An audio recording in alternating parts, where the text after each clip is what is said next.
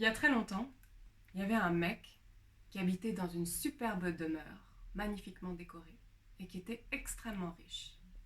Il se trouve que ce mec avait une particularité bien spécifique, c'est qu'il avait une énorme barbe bleue. Sa deuxième particularité, c'est qu'il était veuf et qu'on ne savait pas ce qu'il était advenu de ses précédentes femmes. Sa barbe bleue repoussait la plupart de ses prétendantes. Mais son voisin, qui avait deux superbes filles et qui cherchait un bon parti, décide d'organiser un week-end pour que Barbe Bleue et ses filles fassent plus ample connaissance. Le week-end se passe à merveille et la fille cadette commence à tomber sous le charme de Barbe Bleue. Elle oublie sa barbe.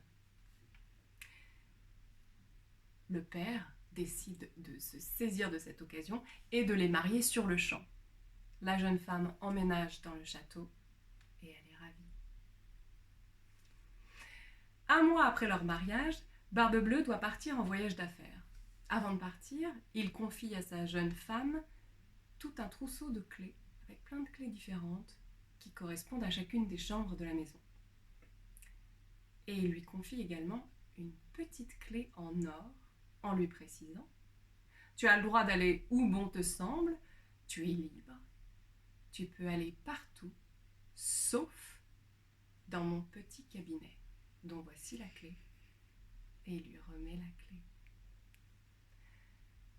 La jeune femme acquiesce, elle promet, et il ajoute « Si tu désobéis, ma colère sera terrible, et rien ne pourra t'en préserver. » Et la jeune femme, un peu effrayée, acquiesce à nouveau, promet, et dès que son mari part, elle n'a qu'une idée en tête, c'est de voir ce qui se trouve dans le petit cabinet.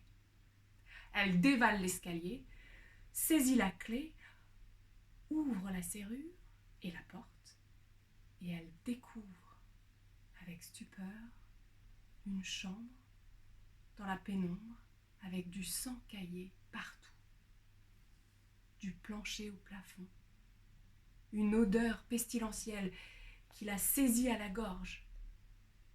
Et sur chaque pan de mur se trouvent des femmes affreusement mutilées, estropiées, pendues.